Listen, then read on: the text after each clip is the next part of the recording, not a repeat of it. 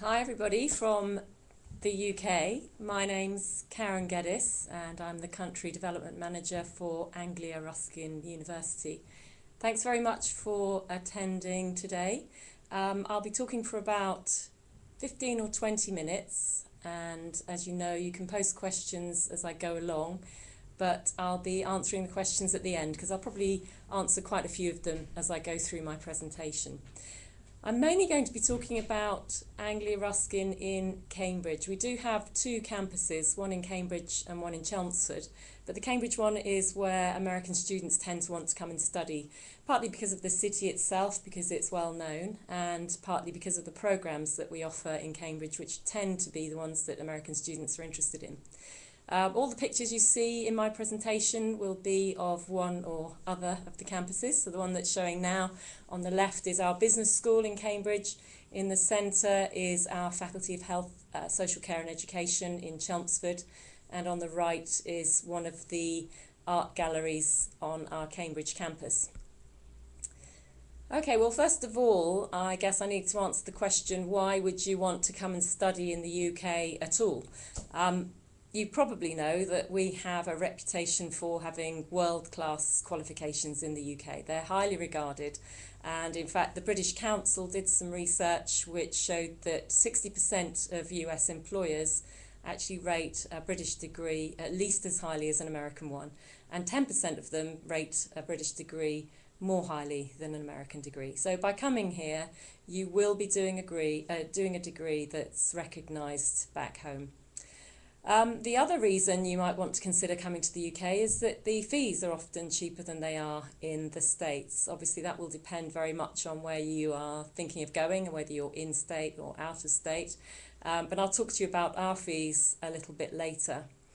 The UK is a very, very safe country, and the two campuses that we have in Chelmsford and in Cambridge are in cities which are considered to be in the top 10 to live in the UK. And of course we speak English. It might be a slightly different type of English to yours, but I don't think you'll have a problem communicating in the UK, so no need to learn a whole new language. The reason why you might want to come to Anglia Ruskin is that, first of all, we are a large and we are a modern public university. We were granted university status not that long ago, back in the 80s, by the Privy Council, which is a department of the British government. Without their say-so, we can't call ourselves a university and award degrees. However, we have got a 150-year history. We did start as a School of Art in Cambridge, and the Cambridge School of Art is still a very important part of our university. And two of the members of the rock group Pink Floyd are actually alumni of the Cambridge School of Art, Sid Barrett and David Gilmour. But now we've grown and we've got 4 faculties. I'll talk to you about those in a short while, and a wide choice of quality programmes. The degrees are 3 years for an undergraduate degree, 1 year for a graduate degree. And one of the things that American students in particular really like is that we've got over 120 nationalities studying at our university. So when you come here, you'll make friends from literally all over the world. And you'll be in classes with people who will challenge your thinking. And you'll learn as much from them as you do from your tutors, but also they'll learn a lot from you because you'll bring your own perspective to whatever the subject is. So let's talk a little bit about the faculties then. Our biggest faculty is the Faculty of Arts, Law and Social Science. And I've just listed here a few of the programmes that they run, some of the ones that are quite popular with American students. So this faculty covers a whole range from fine art to design, graphic design, media studies, music, through philosophy, writing and film studies, and law. And at the graduate level, we do the MA in Children's Book Illustration, which is very popular with American students, as is the MA Intercultural Communications, International Relations, and Creative Writing. So they're just a few of the programmes that we offer in that faculty. So you'll meet students from all over the world, as I said. You'll be able to there's a lot of studio-based arts in our faculty. This is an old printing press, so printmaking is one of the programs that we offer. And we don't just use digital media, we use a lot of traditional media as well. So there's a studio-based focus, but as you can see here, a couple of students around an Apple Mac. The Faculty of Science and Technology is another one that gets quite a few inquiries and applicants and students from the USA. The optometry degree, biomedical science, psychology in particular, psychology and criminology, sports science and forensic science are quite popular with American students. And at the graduate level, the Masters in Clinical Child Psychology and the Masters in Animal Behaviour with applications for conservation are two programs which are popular in America. Forensic science is one that intrigues a lot of people. This is actually the crime scene room. Students there are really looking to see how this poor woman that you can see on the left actually met her untimely demise. So they will go into the crime scene and look for evidence, and they will be working just as you would expect a crime scene investigator to be working in real life. And that's the kind of skill that they'll be developing, which they can take into the workplace. Bit gruesome, but it's also very, very interesting and obviously very important work. The Lord Ashcroft International Business School is a very big school. It doesn't attract as many Americans as the previous two faculties that I spoke to you about. But the BA in Business Management, the BA in International Business Strategy, those two undergraduate programs, and the graduate program in International Business Economics does attract some attention from the USA. Similarly, the Faculty of Health, Social Care and Education gets relatively few applicants, but the social policy is a popular one, and education and childhood studies is also of interest in the States, as is early childhood studies. And another one which isn't on there, international social policy, is also quite popular with American students. One reason why we are popular with international and British students is we've got a real focus on developing skills that you can take into the workplace, and that's one of the key things that we are trying to instill in students. It's not just about academic learning, it's about applied knowledge. What we want is for you to be able to go on and use the knowledge that you gain here. And around 90% of our graduates are either in work or they're going on to further study after they graduate.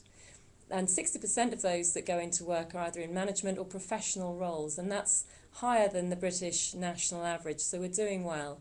And that's probably because we've got contacts at over 250 employers, and that includes Harrods, Barclays Bank, Ford Motor Company, and many, many more. And those connections enable us to help students to get mentoring, to find out more about the real world of work. And those employers send in people who are working to give lectures. So you're getting experience from people who are not just academics, but actually working right now. Another reason that students come to us is because the student satisfaction in many of the programs is very high. We're always voted one of the top universities for supporting international students. We know it's a big decision that you're making to come over to the UK. We know that it can be very difficult to get your head around a new educational system and just how things work. Culturally, it is quite different, even though we speak the same language. But we work very hard, and we do take your well-being and your enjoyment very, very seriously. In 2012, we were given the award by the Times Higher Education Awards, a very prestigious award, for being the best student team support team in the UK, bar none. So we beat Cambridge, we beat Oxford, everybody else, we do it the best. So we're very proud of that. There's a survey done every year called the National Student Survey, and in 2011, which is the latest data I've got, the UK average for being satisfied with your course or your programme was 85%. A lot of our programmes did a lot better than that, and these are just a few of them. So we had 100% satisfaction in fashion design, psychosocial studies, sports science. 90% or more satisfaction in computer science, law, marketing, psychology. And those are just a few, and a lot which just came in at the average, but there was certainly a lot which came in well above the average. So that's a very useful indicator when you're looking for a university to go and study. Are they giving their students what they want? So look out for those statistics. I mentioned that we're in Chelmsford and Cambridge, and that they're both excellent places to be living, in the top 10 places in the UK. They're both less than an hour from London. Cambridge is 1 hour by train, Chelmsford is about 35 minutes, so it's really easy to get in and out of London for those of you who might have friends or family there or just want to visit the capital. But we've got excellent transport links as well around the UK, across to Europe and the rest of the world by road, rail, sea or air. And you could literally go to Istanbul for the weekend. I've done it. You can go to Holland for the weekend. You can go by ferry. Very, very easy to do. Or you can get across to Paris, to Germany. All sorts of places you can get to in just a few hours. Istanbul is just 4 hours flight away, which for Americans is nothing, obviously. So you've got access to a lot of different places. Now this map, I apologise, isn't a particularly good one, but if you look at the right-hand bottom of the country, you'll see a little square box, and then top right, you'll see the box enlarged. That's where we are in the UK. And London, if you can't see it very clearly, is that white blob, and we're an hour north of there in Cambridge, and we've got lots of airports, and as you can see, major road transport in the area, so getting around is really, really easy when you live in Cambridge or Chelmsford. Here's a picture of Cambridge. This is the River Cam, which is where Cambridge gets its name, and the boats that people are on there are called punts, and that's a very popular pastime in the summer, to go punting. And you could literally spend an afternoon just going around the city and out into the countryside, and students tend to love it, mainly because there are pubs on the route, I think. There are lots of ancient buildings in Cambridge. This is actually a painting which is of one of the university colleges, not ours, we're not that old, but there's lots of buildings like this around Cambridge. So if you like architecture, if you like history, this is a very historic city. A lot of people ask us about the entry requirements, of course, and that's what a lot of you will be looking for now when you're making your selection of university. Have you got the right grades, the right qualifications? First thing we would accept is the CRIC or any other approved foundation programme. CRIC is a college that's based within Anglia Ruskin, and they prepare students who haven't quite got the grades to come on to our programme. So if you're below the grades I'm about to show you, that's one of your alternative options. It takes a bit longer, it costs a bit more, but it's still only an extra year on top of the 3 years you might be doing at undergraduate level. If any of you are doing the International Baccalaureate, the entry requirements are to have 24 points in the IB, but the majority of you will be doing your high school diploma, and for that we would need a grade B or a CGPA of 3. We also need either SAT or APs or ACT, and you can see the scores that we require there. If you've done an associate degree, we will accept that as well. We need a grade B or a CGPA of 3, so you could go and do an associate degree, then come over to us. Or if you've already done 1 year of a 4-year degree in the States, if you've got a CGPA of 3, you can transfer over to us. People do that all the time. Costs. Now somebody's already asked what the tuition fees are for our programs. Roughly translated into US dollars, it's about £15,000 for each year of study. That doesn't vary a lot by program, so it doesn't really matter too much whether you're doing science or business or arts. They're all roughly the same price. We don't in the UK have such a culture of scholarships, so the maximum that we offer, and that's based on your grades, so they're called merit scholarships, will be $1,500 off your fees, but that would be for every year of study. And there are some early payment discounts as well, which you'd be able to find out about on our website. Now, on top of that, those are just the fees for tuition. You would be expected to pay for your accommodation and obviously for your food. We don't have a meal plan system in the UK. You go out, do your own shopping and cooking. So you'd need to factor in those costs as well. And if you go back onto the College Week Live site, there's a lot of information about costs, and it's certainly all up on our website too. Here's a room in Cambridge. I have to say this is probably one of the nicer, bigger ones, but that's a fairly typical setup where you'd have a private room. We don't generally go in for room sharing in the UK, and you'd normally have your own shower and toilet facilities, but you would share a kitchen, and you'd have your own cupboard where you keep your own food, do your own cooking. That is actually a very quick whistle-stop tour. I didn't want to bombard you with too much information because I know it's a lot for you to take in. You've certainly got options if you go back to the College Week Live site to have a look around at what I've posted up there, which should answer the majority of questions. If not, please note my email address there, or you can contact the alternative address answers@anglia.ac.uk. And of course, you can always go to our website too. Anybody got any more questions? Oh, Mohammed's got one. Mohammed asked, how many students are there at Anglia Ruskin University? We've got 30,000 students in total, and of those, 20,000 are in the UK. There's 10,000 studying abroad. We've got distance learning students and so on.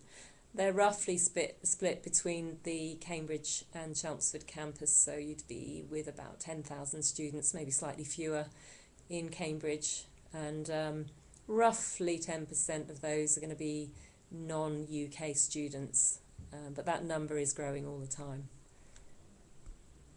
Anybody else have any further questions? I've covered the other one, which was asked about tuition fees. Josh has asked, when do I suggest that students begin the application process? That's a very good question, because I know it's quite different for you. There are two ways you can make an application. The easiest one is to apply directly, and you can do that online. If you were thinking of coming, let's say, September 2014, you can make an application now. We would always make a decision within about 2 weeks, unless there's missing information. For example, if you want to do an arts programme, we would need to see a portfolio, and that would have to go to the faculty staff, the academic staff, to assess. But you would otherwise get a provisional offer quite quickly. The offer would always be dependent on us seeing all the documents that we have to see, and also a deposit, and the deposit's £3,000. Once you've completed all and made the deposit payment and met all the conditions, you then get another document, which is what you need to get your visa. So you could start now for September. You could, if you were thinking of January, so we've got quite a few programs that start in January, you could make an application now. It's not too late, although I have to say, is not ideal. You are risking missing some deadlines if you apply this late. Generally speaking, most students are going to come in September, and I would say don't leave it later than June, only because there's no fixed deadline, but you do need to get quite a lot of things prepared. The other thing is, if you have an offer, you can make an application for our on-campus accommodation. Without that offer, you can't. So the later you leave it, the less chance you are going to have of getting on-campus accommodation. Anybody else got any questions? I think the ones that have been asked are the typical questions that I get asked. Those actually were the three I was going to cover mostly, and the deadline was the other one. In terms of what you need to submit for an application, it's a much simpler process, I think, than you might be used to in the USA. You would literally complete a form which asks you for what your qualifications are, where you studied, when you studied, what your grades are. and then you need to submit the evidence of that, so your transcripts, your certificates. We need a personal statement. Now that's really important. You have to explain to us why you're a good student, what it is you're planning to do with the degree, what you're going to bring to the degree in terms of your contribution. That's quite an important piece of the application. You'll need a reference, just one reference. We need to see your passport. But once we've got all of the documents we need, as I said, it's very quick. As soon as we've got those, we look at them and then we make a decision. And you don't have to wait weeks and weeks usually, unless there's some particular odd problem with it, but it's very rare that it goes beyond 2 weeks. The accommodation is another one that we do get asked about, actually. Cambridge is world famous, as you know, so accommodation is quite in demand. In fact, that's an understatement. It's very in demand. The sooner students apply, the more opportunities you've got. The room I showed you is a room on campus, and we have got accommodation on campus, and the campus is actually quite small in Cambridge because it's a city centre campus. It's within walking distance of everything in Cambridge. The accommodation is relatively limited. There is also university-owned housing, which only students can stay in, and you would have, again, normally your own room, but you would then share a bathroom usually, and certainly share the kitchen. If those options aren't available, then you're looking at going into the private sector, and often that can mean a house share with other students, but more likely in your first year it will mean living with a family. So you can actually rent a room off families, and a lot of people do that in Cambridge. I mentioned that we're very close to the city centre. Both campuses are actually close to the city centres, both within 10-15 minutes walk. Cambridge is full of things to do. As a student, you will find it very distracting and you'll have to be very disciplined. Not only is London not far away, but Cambridge itself has a wealth of clubs and pubs, obviously. That's very well known in the UK, but a lot of art galleries, museums, historical buildings. There's lots of clubs and societies at the university, including cheerleading and American football team. We could do with some help, I suspect, so please come over and help them. But lots of other sports and other kinds of clubs, the literary society and so on. So there'll be a lot of things that you could be doing in Cambridge other than just studying. So you'll get a big opportunity to explore all that Cambridge has got to offer. Kelly's just asked a question, and it's, what do students do on the weekends? Actually, I don't know. Excuse me, I've just noticed my battery power's going. Sorry, I'm just going to duck.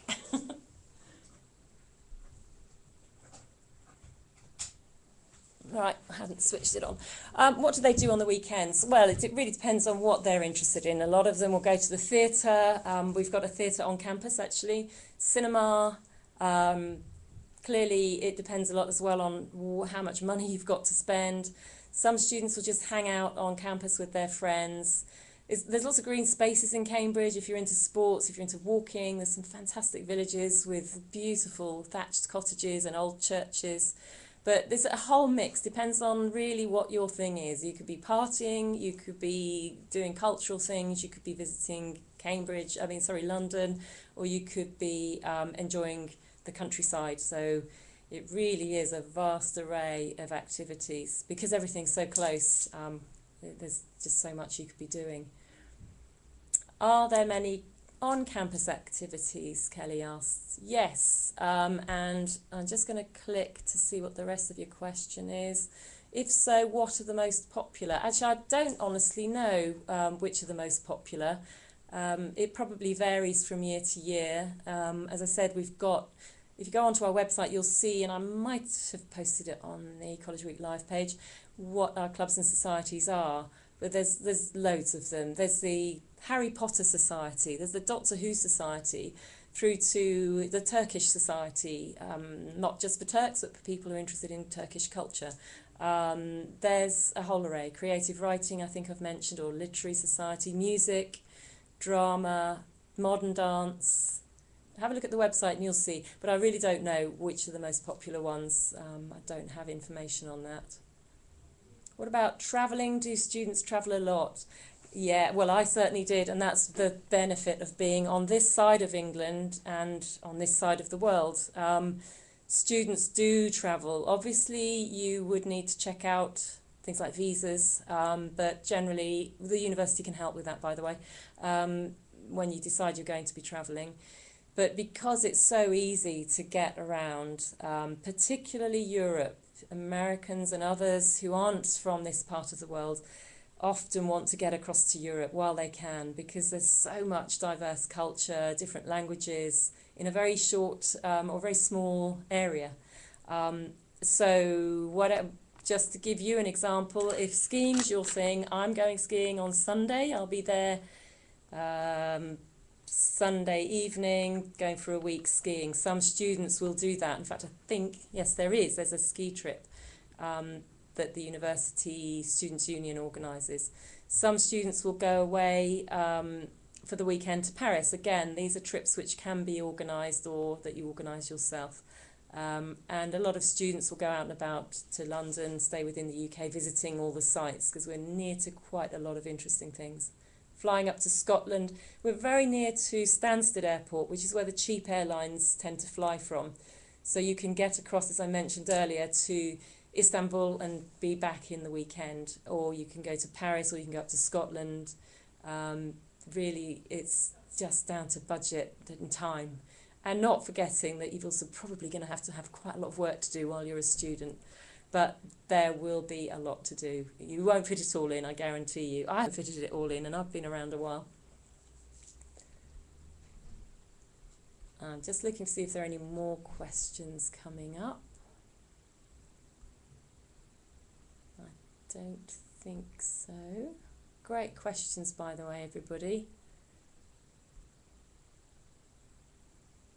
Okay, I can't see any other questions coming up, so if you have any, now's your chance before we wrap up.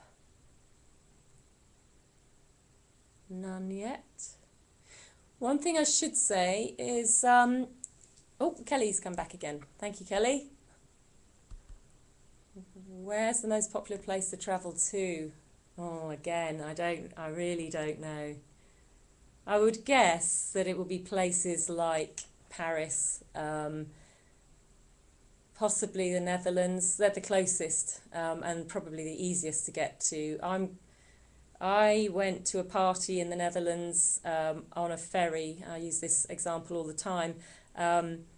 I slept overnight on the ferry, booked a cabin, woke up in Holland, went to the party, came back the day after or the day after that. Again, very, very quick and easy to get to places like that, but nowhere's very far.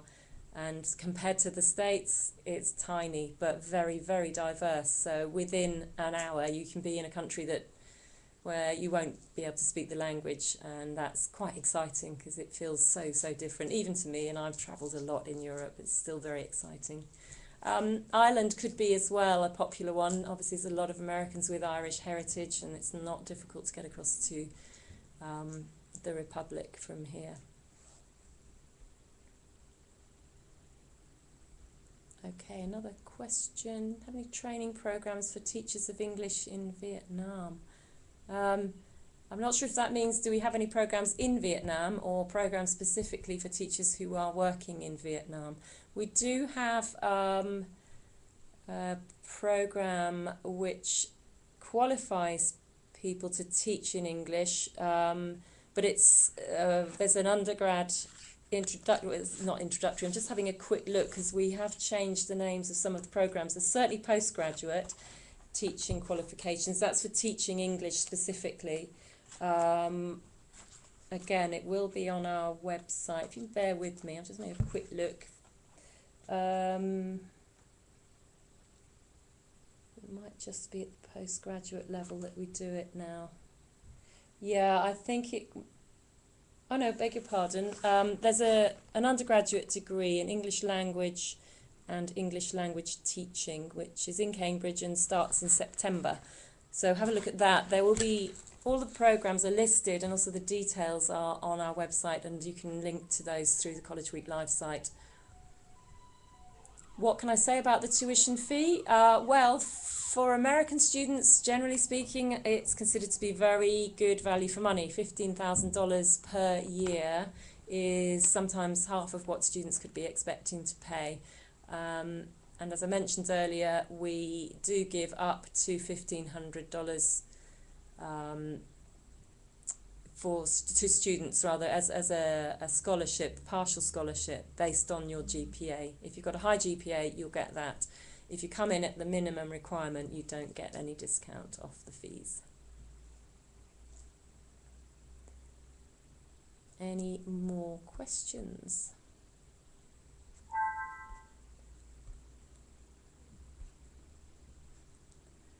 Okay, well, I just want to thank you all very, very much for your time. Take a look at the information on College Week Live. Please do get in touch again if you would like to know more. Whatever you decide to do, I wish you all the very, very best of luck, and I hope that you find exactly what you're looking for and you have a fantastic time when you go to college. So good luck, thank you very much, and goodbye.